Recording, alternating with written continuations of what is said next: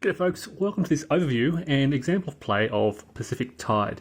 This is published by Compass Games and was designed by Gregory Smith, and you may know Gregory. He's been very prolific of late, publishing, he's the designer of The Hunters, and he's published, of course, Zeppelin Raider, America Bomber, a lot of those narrative-driven solitaire games.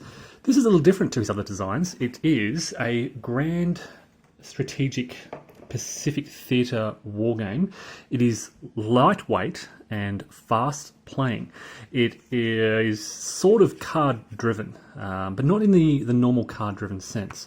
Cards will sort of dictate what you can do, and you basically follow the instructions, reading each line one at a time, and then you implement these instructions out on this Pacific theatre map, which features land areas and sea or ocean areas. You have several different types of units. There are infantry and guerrilla units, basically land-based. You have fleets, which can move around everywhere. You have your CVs, which are, the Japanese have some up in the top right, which carry naval air units. And then you have land-based air units. And in essence, you're moving these around to capture areas and force your opponent back. The game runs from December 1941 through to 1945. These cards, the kind of year-specific rules, really guide both players' strategies. So the Japanese start off in 1941 with the element of surprise in a strong position. You'll notice, if you can see this, that they roll their naval units, which would normally roll 1. In 1941, will roll 2 dice per unit. Their land-base will roll 2 dice per unit, whereas the Americans, or the Allies, only roll 1 per unit or 1 per land unit. But gradually, as the war proceeds, the tide turns towards the Allies. So in 1945, the US is the first player, and they then get to roll 2 dice per naval air, and 2 dice per land air, whereas the Japanese are rolling 1 dice for each of those units. So this in essence forces the Japanese to be on the offensive early, to try and push as hard as they can, to put the Allies and mainly the Americans in that poor position before the tide can sort of inevitably turn against them. The game starts off with this Pearl Harbor card. The Japanese, mainly what you're doing is either activating areas for movement or conducting attacks. They're the two main things that these cards dictate, and the amphib, you can see, is a special type of infantry attack. So you'll move your forces around, you'll gradually capture areas. The Japanese early on want to capture these 2 airfields, oil fields, out on the left, because this increases their build points. I'll explain that in a moment. They will conduct an attack on Pearl Harbor. This is a special initial attack, one-off, that happens at the start of the game, where they'll roll 2 dice and inflict damage on the American fleet in the harbour. They will then basically proceed to spread throughout the Pacific as the Americans try to rally, the Allies try to rally and gradually push them back. Each year will introduce new cards to your deck. You can see here the 1942 cards. So you just take those out. You'll split them into 2 halves, 2 even halves. You'll grab 1 to use and select from. Once you're down to, I think, 1 card, you add the other half, and that'll be your hand. You play through a year, and at the end of the year, you get to purchase some of these cards back. You'll notice there are just 2 cards, Midway and Pearl Harbor special events, that have a little asterisk indicating that they can't be repurchased. But for the most part, these cards can be bought back by spending those build points to pay the cost. This adds sort of those new cards back into your hand and enhances your capabilities in certain ways. So as I said, it is very fast playing, it is very lightweight. You can play the entire Pacific theatre from 1941 to 1945 through to completion in perhaps an hour, hour and a half. Your first game might take a little longer. The rulebook is about 9 pages long, although in the first 3 pages are just sort of set up. The first 4 pages are really just set up, and then you only really have 1, 2, a full-page illustrated example, another full-page illustrated example. So there's really 1, 2, 3, 4, 5 pages of rules, and again, illustrations and examples throughout. So it's relatively easy to grasp. It would be a good game to teach to new gamers. There's a relatively light counter density, and combat relies on die rolls. Because of the low counter density and the combination of die rolling, your strategic direction is prone to these swings of luck. And again, it's a light game. It's not a heavy, complex game where you're investing a whole day. For that reason, you can get some big swingy situations. A certain battle could really go against you, and that could be game over basically for your side. But again, in a light game that plays pretty quickly, that's okay because you can quickly set it back up again and almost start from scratch. You could potentially play a quick game in 20-30 minutes if things go badly, and then quickly start all over again. There's also a midway scenario.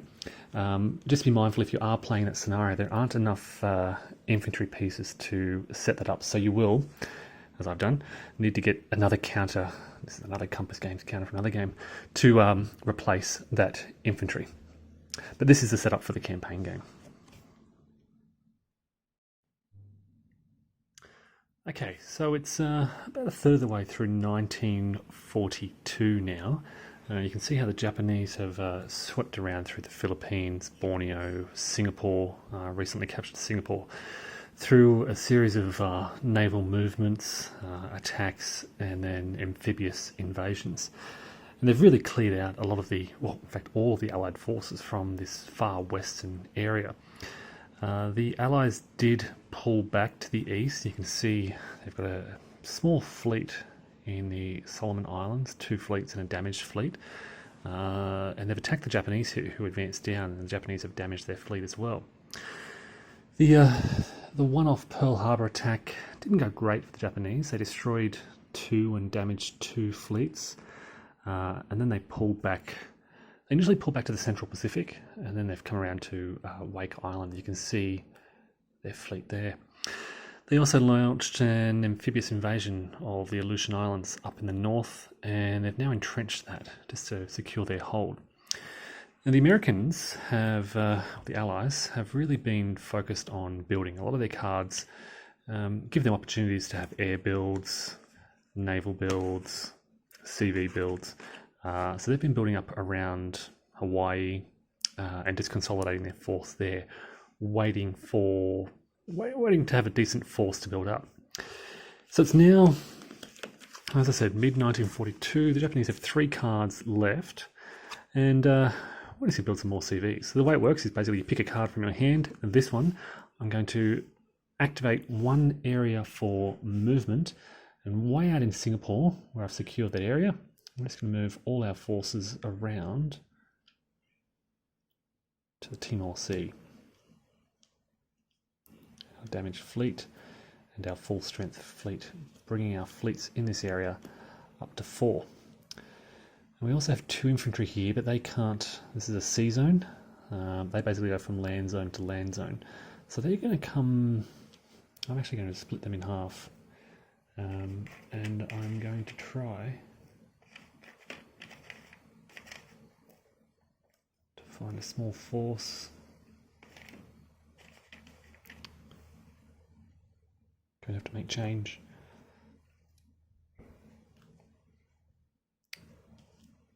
So I'll keep 1 garrison in Singapore because it's an important area with those oil fields. And then these guys move 1, 2 across to the Philippines, where I'll again make change. Then I can place 2 full CV in Japan. And I've been spreading them out a bit just so I can see what's in the hex. Whenever I do so, I also place 2 naval bombers with those CVs, and they go together at all times. Then I pass the turn, and that's it for the Japanese. Looking at the Americans, who have picked up their second hand of cards, they've got a lot they could do, but as I said, they're really focused on building up. Let's just do this one. Okay, so I'm going to activate 1 area for movement. They're already entrenched. They're entrenched now. They're entrenched.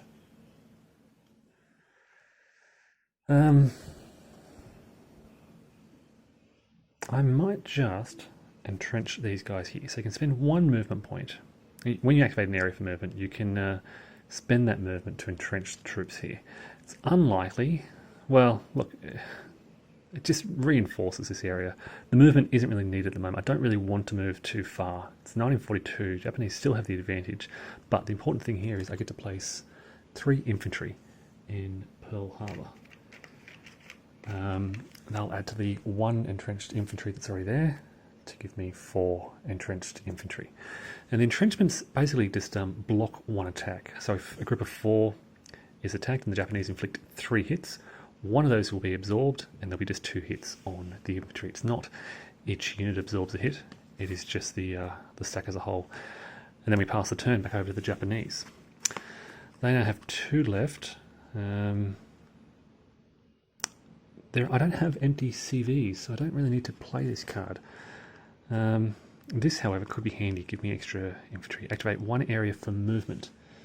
I can't amphibiously, so I don't have an amphibious attack at the moment. I could shift my forces, however. I've got a good fleet here, my carrier, so let's go. That was not damaged. 1, 2. 1, 2. 2.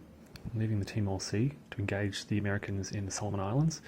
Place 1 infantry on up to 2 controlled friendly areas. 1 infantry on 2 friendly areas.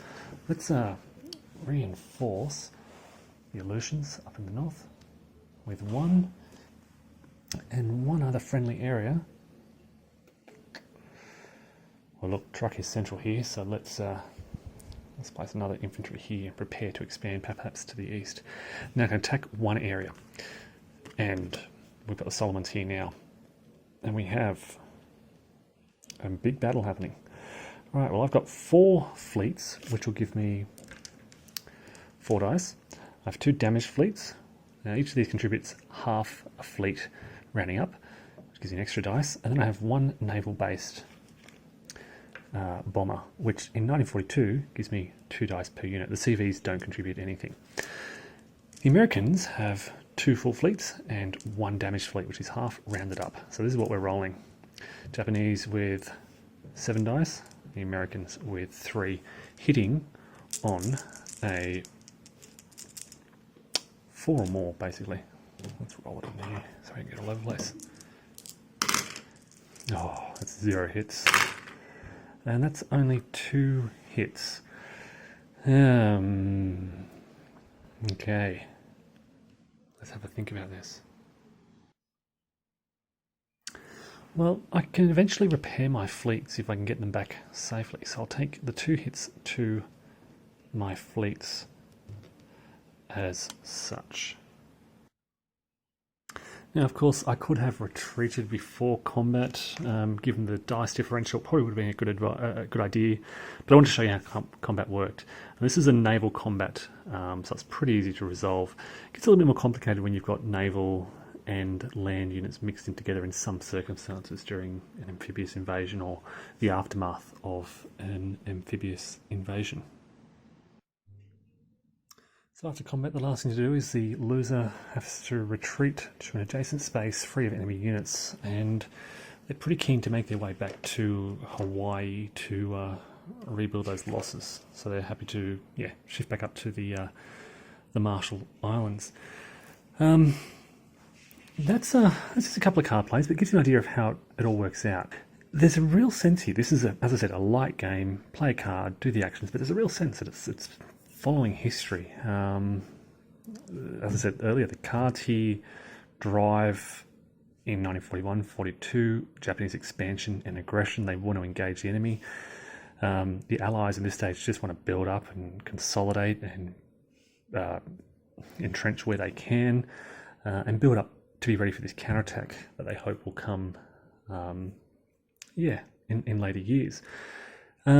It's also, as I said, very, very fast playing, easy to teach new players. It's a great, I think, introductory grand strategic game. It's a lot of fun. There's a lot of tension with those dice rolls. There's a lot of flexibility in movement. Because most units will move 2 spaces, they can move considerable distances. So this fleet in Pearl Harbor could move down to the Marshalls or to Wake Island, or be up in the Aleutians in 1 turn, or be halfway across the Pacific and on their way to Japan within 1 turn. So there's also a lot of anxiety. You can see I've got my infantry back in Japan. I'm just worried about that. It's nice for the Japanese who have cleared out this area and are now shifting their attention to the sort of Central Pacific. Yeah, what else could I say? And then, of course, at the end of the turn, I think I may have mentioned this earlier, at the end of the year, at the end of 1942, you will purchase these cards. You'll notice every card has a cost down the bottom right. I'll purchase the cards that I want to drive my strategy. So the Japanese may fear that they still don't have enough, so they can do some more CV builds and purchase this for 3 of their build points. They might want to garrison some more infantry and purchase this for 2 points, and so on. Now, I'm playing this two-handed to demonstrate how this works, but there's also a solitaire mode with this, and you'll notice the cards have a little letter down the bottom. This indicates the bot personality, which will kind of it's not a detailed bot system. It's more giving you advice on what the bots want to do. What else can I say? Fleet repair areas. I'll just point them out here with the anchor symbol. Pearl Harbor. So Brisbane, of course. I could have brought their fleets down here, but I was worried it was too close to the Solomon, so they're going to go back to Pearl Harbor, where they'll merge with the rest of that fleet. And yeah, at the present, the Japanese have 2 decent naval forces here. They've got a decent land force here, 4 infantry in the Marianas with 1 land-based bomber. They'd like to bring their other bombers across the east as well. And these land-based bombers, have a good range in terms of mobility and attack. Yeah. Also, there are a few cards such as the magic intercepts here, which you play in front of you, and by placing it as your card for a turn, it gives you a response. So in future actions, you can discard this once it's in play to give an attack, amphibious, or a defense 2 extra dice, and then you pass the turn. And from 1943 onwards, you can, if this card's in play, you can remove this. Use this to remove the valuable Japanese Yamamoto card, this one here, from the game. Incidentally, he was shot down somewhere around here. Okay, so yeah, that is Pacific Tide by Gregory Smith, published by Compass Games. I enjoy this. It's good to play solitaire, two-handed. It's a nice, quick playing. I've probably said that a couple of times now. Grand strategic. It really does feel like you're playing out the Pacific theatre operations very quickly.